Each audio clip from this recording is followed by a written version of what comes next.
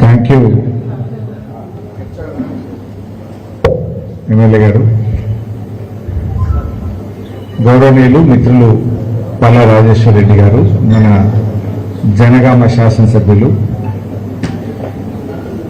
కొద్ది రోజుల్లోనే ఒక మంచి ఎమ్మెల్యేగా కార్యకర్తలకు ప్రజలకు అందుబాటులో ఉండే శాసనసభ్యుడిగా చాలా మంచి పేరు తెచ్చుకున్నటువంటి మిత్రులు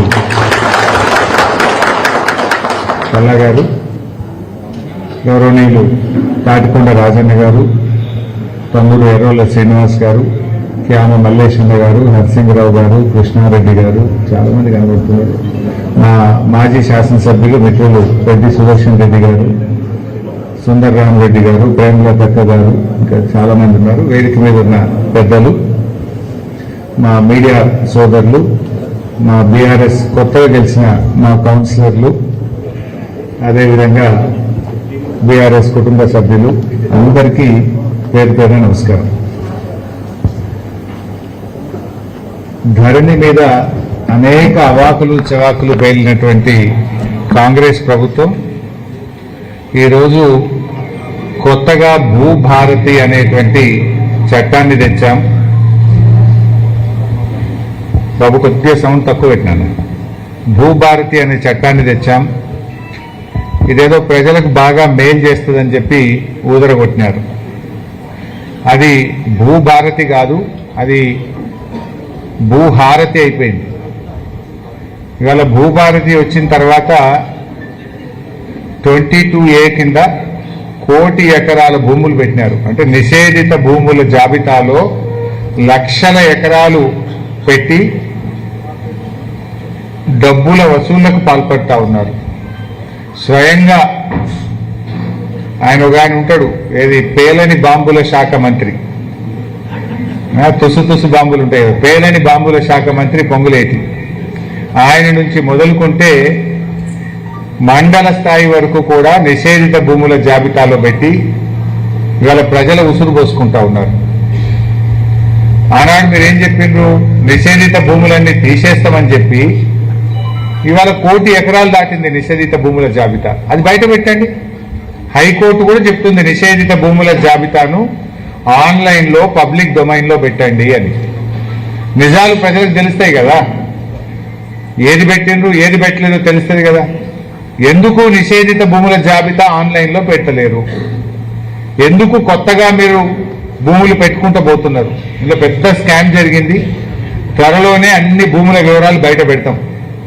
కాంగ్రెస్ వచ్చినాక నిషేధిత భూముల జాబితాలో పెట్టడం, వసూళ్లు కాగానే తీసేయడం. రాష్ట్రంలో ఇది పెద్ద స్కామ్ జరుగుతుంది. విలువైనటువంటి భూములను గుర్తించి నిషేధిత భూముల జాబితాలో పెట్టడం, సెటిల్మెంట్ కాగానే తీసేయడం. పెట్టుడెందుకు, తీసుడెందుకు? దమ్ముంటే కాంగ్రెస్ ప్రభుత్వం వచ్చిన తర్వాత ఎన్ని భూములను నిషేధిత భూముల జాబితాలో పెట్టారు, ఎన్ని తొలగించారో ఒక వైట్ పేపర్ రిలీజ్ చేయాలని చెప్పి ఆ పేలని బాంబుల శాఖ మంత్రి పొంగులేటిని నేను డిమాండ్ చేస్తా ఉన్నా. బయట పెట్టండి. ఇలా మా జనగామ మీడియా మిత్రులను కూడా నేను మనస్ఫూర్తిగా అభినందిస్తా ఉన్నా. ఈ భూభారతి లొసుగులను బయటకు తీసిందే మీరు, ప్రభుత్వం తీయలే. దొంగల్ని గవర్నమెంట్ దొరకబట్టలే, మా జర్నలిస్టులు దొరకబట్టిండ్రు. మా జర్నలిస్టులు అద్భుతంగా ఆ విషయాల్ని బయటకు తీసిండ్రు మీరు. అయితే మీరు తీస్తే తూతూ మంత్రంగా ఆపరేటర్లను అరెస్ట్ చేసి ఈ కేసును ప్రభుత్వం దూరం చేస్తూ ఉంది, అంటే మాయ చేస్తూ ఉంది. అసలు విషయాలు బయటకు రానియడం లేదు. ఈ కేసు నీరు గారుస్తుంది ప్రభుత్వం. అసలు ఈ కేసు వివరాలు ఎందుకు బయట పెట్టలేరు? ఇది 35 మండలాల్లో ఈ స్కామ్ జరిగింది. జనగామ జిల్లా, యాదాద్రి భువనగిరి జిల్లా, మేడ్చల్ జిల్లా 35 మండలాల్లో ఈ స్కామ్ జరిగితే దీని మీద విచారణకు ఒక సిట్ వేయొచ్చు కదా. ప్రతిపక్షాల మీద మా మీద సిట్ల వేస్తున్నారు. కేసీఆర్ గారినో బీఆర్ఎస్ పార్టీ నాయకులను ఇబ్బంది పెట్టడానికి మా మీద మాత్రం సిట్ల వేస్తున్నారు. ప్రతిపక్షాల మీద కమిషన్లు వేస్తున్నారు. విద్యుత్ కమిషన్, కాళేశ్వరం కమిషన్, మా గౌరవ శాసనసభ్యులు కౌశిక్ మీద సిఐడి వేసిండ్రు. బీఆర్ఎస్ నాయకులను వేధించడానికి సిట్టులు, సిఐడిలు, కమిషన్లు, అక్రమ కేసులు, అరెస్టులు బీఆర్ఎస్ మీద చేస్తారు. ఇవాళ రాష్ట్ర ప్రభుత్వ ఖజానాకే చిల్లు కొడతా ఉంటే, ఖజానాను కొల్లగొడతా ఉంటే, 35 మండలాల్లో స్కామ్ జరిగితే దీన్ని ఇప్పటి వరకు బయటకు ఎందుకు తీయడం లేదు? దీని మీద సిఐడి విచారణలో ఒక సిట్టో వేసి దొంగల్ని దొరకబట్టాలనా వద్దా? ఏం చేస్తున్నారు? సింపుల్ గా 35 మండలాల్లో కేసు జరిగితే 48 మంది మీద ఎఫ్ఐఆర్ చేసిండ్రు, ఓ 15-16 మందిని అరెస్ట్ చేసిండ్రు, ఇక కేసు మీరు దాచేసిండ్రు. అసలు విషయాలు బయటకు వస్తలేవు. వీళ్ళకి సింపుల్ క్వశ్చన్, భూభారతి పోర్టల్ యొక్క ఎడిట్ ఆప్షన్ ఒక ఆపరేటర్కి ఎట్లా దొరికింది?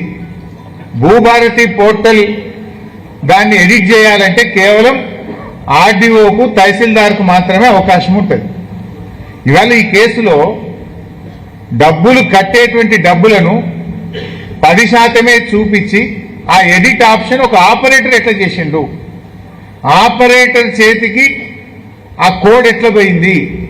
ఆపరేటర్ ఏ రకంగా ఎడిట్ ఆప్షన్ చేసిండు అంటే దీని వెనుక కాంగ్రెస్ నాయకులు ఉన్నారు, దీని వెనుక అధికారులు ఉంటేనే ఇది సాధ్యమవుతుంది. ఎందుకంటే ఒక ఆపరేటర్కి అంత ధైర్యం ఉండదు, ఒక ఆపరేటర్కు ఎడిట్ ఆప్షన్ చేసే అవకాశం ఉండదు. ఒక ఆపరేటర్ ఇదంతా చేసిందంటే డెఫినెట్ గా దీని వెనుక అధికార పార్టీ నాయకులు ఉన్నారు, పెద్ద పెద్ద అధికారులు కూడా ఉన్నారు. అయితే ఈ విషయాలు బయటకు రాకుండా ఉండడానికి, అధికార పార్టీ నాయకుల పేర్లు బయటకు రాకుండా ఉండడానికి, ఏ అధికారులు దీంతో కుమ్మక్కయ్యారో అది బయటకు రాకుండా ఉండడానికి నామమాత్రంగా ఆపరేటర్లను అరెస్ట్ చేసి మమ అనిపించేసింది. మేము ప్రభుత్వాన్ని డిమాండ్ చేస్తున్నాం, అసలు ఇది ఎన్ని జిల్లాల్లో జరిగింది, ఎంత నష్టం రాష్ట్ర ప్రభుత్వ ఖజానాకు జరిగింది, దీని వెనుక ఎవరెవరు ఉన్నారు, అన్ని విషయాలు తేలాలంటే వెంటనే ఒక సిట్ వేయాలని మేము డిమాండ్ చేస్తా ఉన్నాం. రెవెన్యూ మంత్రి గారు అన్ని విషయాలు బయట పెట్టండి. మేడ్చల్ జిల్లాలో ఎంత జరిగింది, యాదాద్రిలో ఎంత జరిగింది, భువనగిరిలో ఎంత జరిగింది, ఈ 3 బయట పెట్టింది విలేకరులే. మరి ఇంకా మిగతా జిల్లాల్లో ఎక్కడెక్కడ జరిగింది, రాష్ట్రం మొత్తం ఎన్ని జిల్లాల్లో ఎంత అవినీతి జరిగింది, ఎంత కుంభకోణం జరిగింది, దీని వెనుక ఎవరున్నారో అన్ని బయట పెట్టాలని మేము ఇలా ఆ పేలని బాంబుల మంత్రిని నేను డిమాండ్ చేస్తా ఉన్నా. బయట పెట్టాలని నువ్వు ఇవ్వాలి. ఎందుకు నోరు మూసుకున్నావు? ఆయనకంతా అహంకారం, ఆయన ఒళ్ళంతా శరీరం అంతా అహంకారంతో నిండి ఉంటుంది. మాట్లాడితే అహంకారంతోనే మాట్లాడుతుంటాడు. ఇవాళ ఇంత పెద్ద స్కామ్ నీ శాఖలో జరుగుతుంటే నువ్వు ఎందుకు పెదవిప్తలేవు? ఒక్కసారైనా ముఖ్యమంత్రి గారు రివ్యూ చేసిండా? రాష్ట్ర ప్రభుత్వ ఖజానాకే చిల్లు పడతా ఉంటే, ప్రజల డబ్బును కొంతమంది కొల్లగొడతా ఉంటే దీని మీద ముఖ్యమంత్రి ఈ రోజు వరకు ఎందుకు రివ్యూ చేయలేదని అడుగుతా ఉన్నా.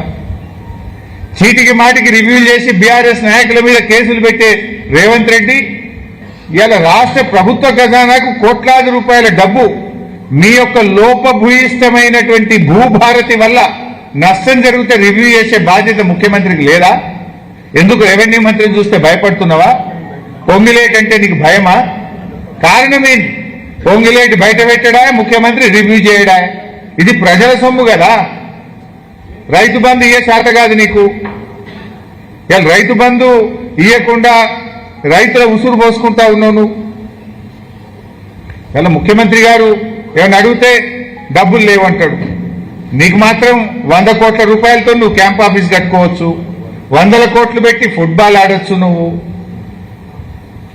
నీకు ఫుట్బాల్ ఆడడానికి పైసలుంటాయి, కోట్ల రూపాయలతో క్యాంప్ ఆఫీసులు కట్టుకోవడానికి పైసలుంటాయి, అందాల పోటీలు నిర్వహించడానికి పైసలుంటాయి, లేదు ఫ్యూచర్ సిటీలో 1,00,000 కోట్లు ఖర్చు పెట్టడానికి పైసలుంటాయి, మూసీలో పేదల ఇండ్లు కూలగొట్టి గాంధీ విగ్రహం పేరిట 1,000 కోట్ల రూపాయలు ఖర్చు పెట్టడానికి పైసలుంటాయి.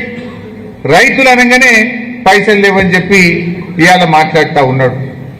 రేవంత్ రెడ్డికి బూతుల మీద ప్రేమ ఉన్నది కానీ రైతుల మీద ప్రేమ లేదు. బూతులు మాట్లాడడానికి నీకు నోరు వస్తుంది, రైతుల గురించి మాట్లాడడానికి నోరు రాదు. ఇలా సాదా బైనామా, ఆ రోజు కేసీఆర్ గారు ముఖ్యమంత్రి ఉన్నప్పుడు 6,18,000 మంది రైతులకు ₹1 ఖర్చు లేకుండా సాదా బైనామా చేసి ఇచ్చిండు కేసీఆర్ గారు. 2వ దశ అప్లికేషన్లు తీసుకున్నది బీఆర్ఎస్. ఇంకా ఎవరైనా మిగిలిపోతే వాళ్ళకు కూడా చేస్తామంటే 8,92,000 మంది రైతులు దరఖాస్తు పెట్టారు. ఈ రోజుకు కాంగ్రెస్ ప్రభుత్వం ఒక్కరికి కూడా సాదా బైనామా చేయలే. కేసీఆర్ గారు సాదా బైనామా ఎట్లా అమలు చేసిండ్రు? మోక మీద పోయిండు, భూమి కొన్నది నిజమేనా, పక్కనుండే రైతుల్ని అడిగిండ్రు, ఈయన సాగు చేసుకుంటుండా అని అడిగిండ్రు, అది నిజం ఉంటే ఆర్డర్ పాస్ చేసిండ్రు, వాళ్ళకు పాస్బుక్లు ఇచ్చేసినాం, టైటిల్ డీడ్ ఇచ్చేసినాం. కానీ ఇలా కాంగ్రెస్ వచ్చినాక ఆ రోజేమో ఎలక్షన్ల ముందు ఏం చెప్పిండ్రు, మేము గెలవంగానే ఎల్ఆర్ఎస్ ఫ్రీ, సాదా బైనామా ఫ్రీ, మేము గెలవంగానే ఎస్సీ ఎస్టీల భూములకు పట్టాలు ఇస్తాం. ఇప్పుడు ఏం చేస్తుండ్రు? ఎల్ఆర్ఎస్ ఏమో ముక్కు బిండి పేదల దగ్గర డబ్బులు వసూలు చేస్తున్నారు.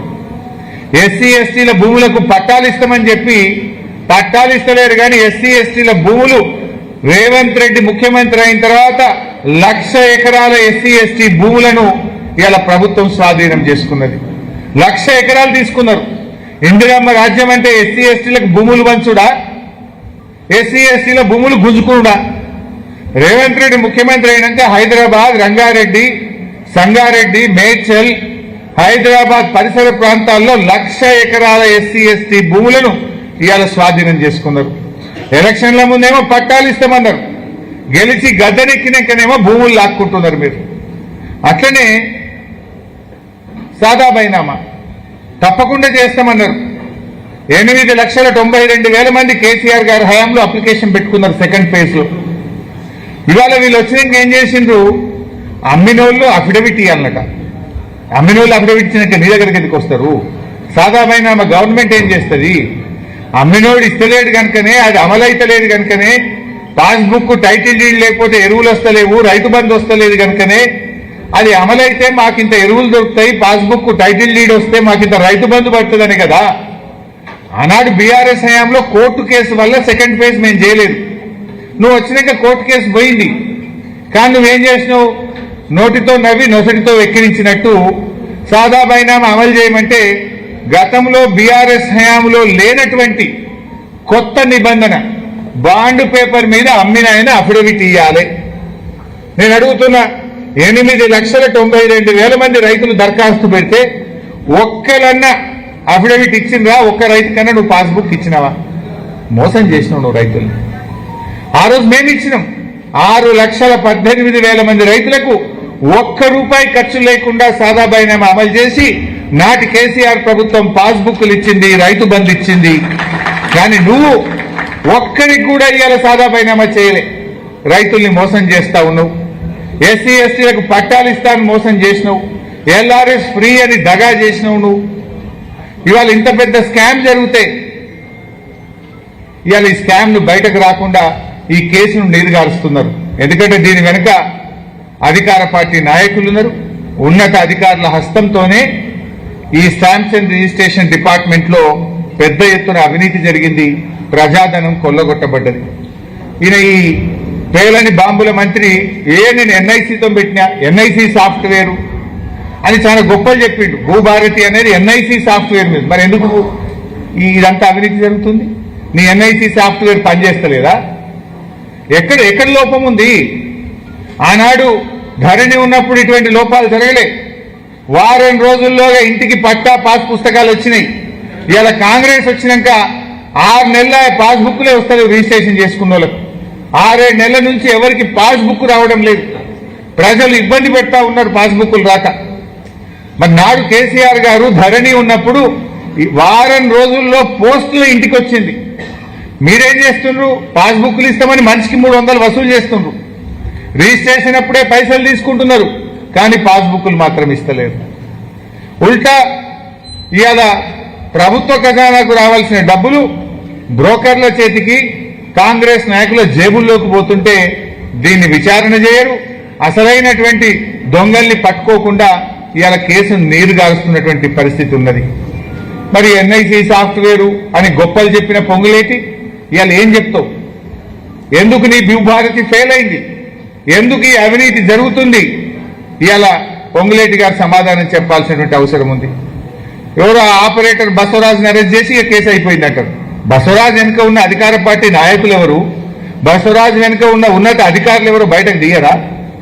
ఇది మళ్లీ భవిష్యత్తులో జరగకుండా కఠిన చర్యలు తీసుకోరా?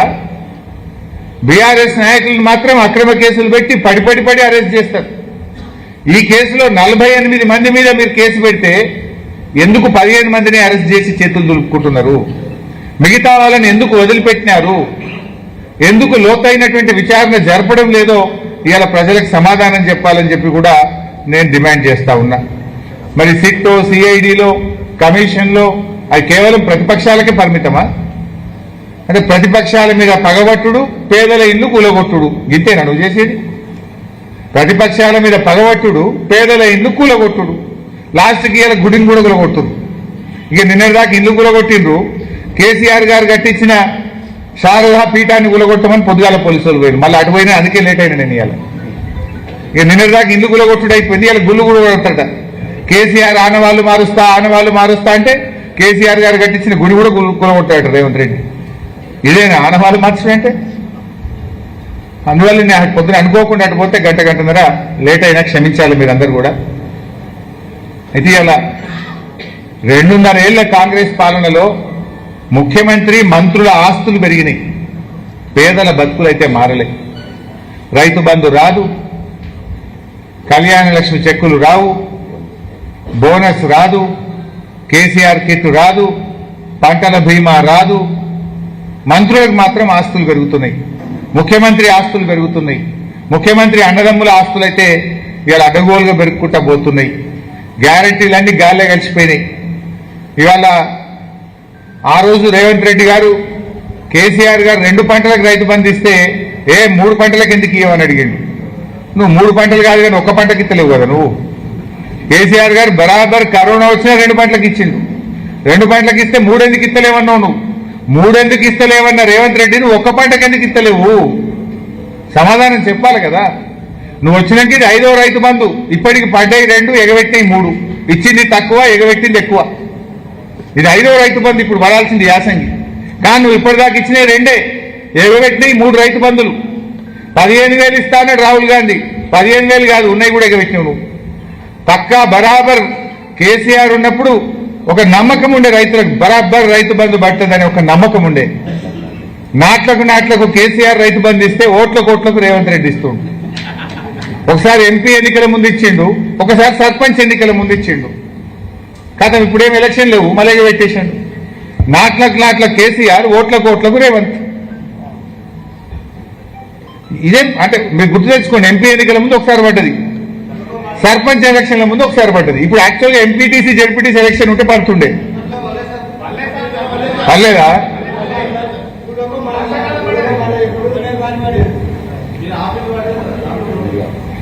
ఇవాళ మేము ఒకటే ప్రభుత్వాన్ని కోరేది, పన్నులు పెంచుకుంటూ పోతుండు. ఫస్ట్ మేము గవర్నమెంట్ కోరేది ఇప్పుడు ఈ భూభారతి మీద రివ్యూ జరగాలి. అనేక అవకతవకలు ఉన్నాయి. భూభారతిలో జరిగిన అవకతవకల మీద విచారణకు వెంటనే సిట్ వేయాలని ముఖ్యమంత్రి రేవంత్ రెడ్డిని మేము డిమాండ్ చేస్తున్నాం. దీని వెనుక ఉన్న అధికార పార్టీ నాయకులు ఎవరో, అధికారులు ఎవరో అందరూ బయటకు రావాలి. దోషులందరినీ అరెస్టు చేసి ప్రభుత్వ ఖజానాకు రావాల్సిన ప్రతి పైసాను కూడా తెప్పించాలని చెప్పి మేము ప్రభుత్వాన్ని డిమాండ్ చేస్తున్నాం.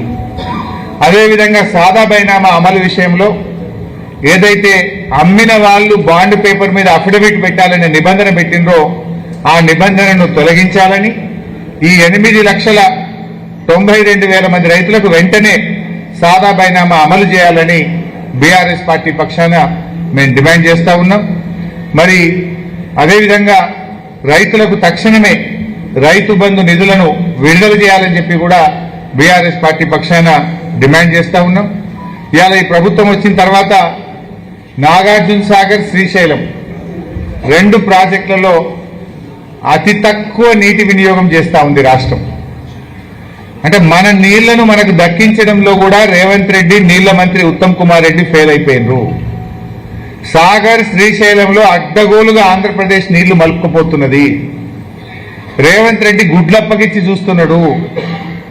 కేసీఆర్ ని కళ్ళగుడ్లు ఉడవిక్తా అని మాట్లాడు కాదు, చేతనైతే సాగర్, శ్రీశైలంలో తెలంగాణకు దక్కాల్సిన వాటాను కాపాడు. ఇవాళ యాసంగి పంటకు నల్గొండ, ఖమ్మం జిల్లాలకు నీళ్లు తక్కువ పడే పరిస్థితి ఉన్నది. ఇప్పటికైనా ఆంధ్రప్రదేశ్ నీటి మళ్లింపు ఆపకపోతే రేపు హైదరాబాద్ మంచినీళ్ళకి ఇబ్బంది పడే ప్రమాదం ఉన్నది. నువ్వు గుడ్లప్పగిచ్చి చూసుడో గుడ్లుడో వీకుడో కాదు రేవంత్ రెడ్డి. అవసరమైతే అపెక్స్ కౌన్సిల్ మీటింగ్ డిమాండ్ చేయి, ఢిల్లీకి పోయి కేంద్ర నీటిపారుదల శాఖ మంత్రి దగ్గర కూర్చొని తెలంగాణ నీటి వాటా కాపాడాలని చెప్పి మేము ఈరోజు డిమాండ్ చేస్తా ఉన్నాం. ఇవాళ రేవంత్ రెడ్డి వచ్చిన తర్వాత ధరలు పెంచుడు ఎక్కువైపోయింది. ఇవాళ పేదవాడు ఇల్లు కడదామంటే ఇసుక ధర రెట్టింపు అయిపోయింది. అసలు ఇసుక దొరకలేదు. 2 వీలర్లు మోటార్ సైకిల్ రైతు మోటార్ సైకిల్ కొనుక్కుంటే ఇప్పుడు 10,000 ఫీజు పెంచిండు. మోటార్ సైకిళ్ల మీద 10,000 ట్యాక్స్ పెంచిండు రేవంత్ రెడ్డి. ఆటోల మీద, మోటార్ సైకిళ్ల మీద, గూడ్స్ బండ్ల మీద పన్నులు పెంచి ఇవాళ పేదలు, రైతులు, విద్యార్థులు, యువకులను ఇబ్బంది పెడుతున్నటువంటి పరిస్థితి. ఆర్టీసీ బస్ ఛార్జీలు డబుల్ చేసిండు. మగోళ్ళకు ఆడోళ్ళకు ఫ్రీ అన్నాడు, మగోళ్ళకు డబుల్ టికెట్ కొడుతుండు. ఆర్టీసీ బస్ ఛార్జీలు పెంచినవు, ఇసుక ధర పెంచినవు, మోటార్ సైకిళ్ల మీద ట్యాక్స్ పెంచినవు, మద్యం ధరలు పెంచినవు.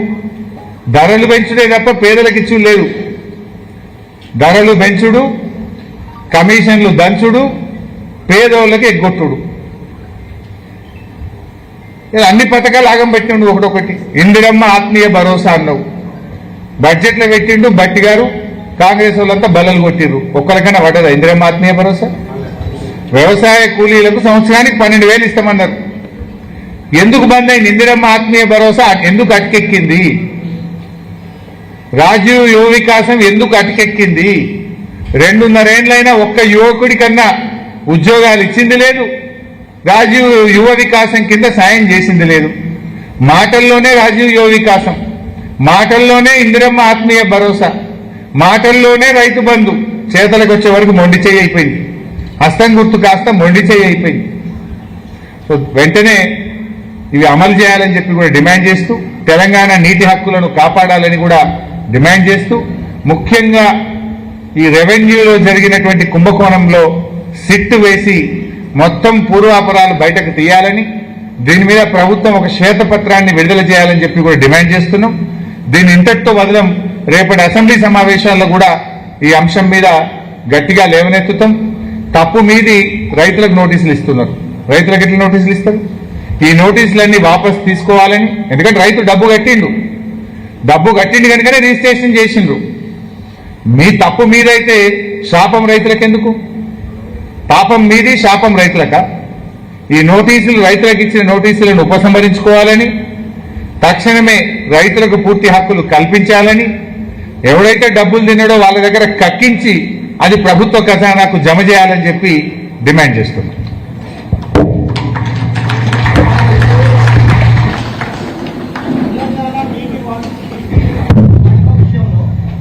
చెప్పండి క్వశ్చన్.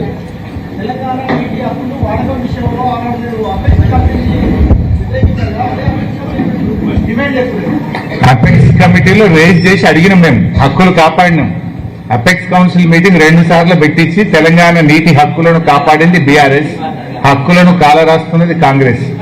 కృష్ణా నదీ జలాలలో బీఆర్ఎస్ ఉన్న 10 ఏళ్లలో మన వాటా కంటే ఎక్కువ మేము వాడినాం. కాంగ్రెస్ ప్రభుత్వం గత 12 ఏళ్ల నీటి వినియోగం చూస్తే ever lowest utilisation in Krishna river. దీని మీద అసెంబ్లీలో చర్చ పెట్టండి, ఆధారాలతో సహా నేను చూపించడానికి సిద్ధం. బీఆర్ఎస్ హయాం కంటే కాంగ్రెస్ హయాంలో కృష్ణా నదీ జలాల వినియోగంలో తెలంగాణకు అన్యాయం జరిగింది. తెలంగాణ నీటి వాటాను దక్కించుకోవడంలో, వాడుకోవడంలో ఈనాటి కాంగ్రెస్ ప్రభుత్వం ఫెయిల్ అయింది.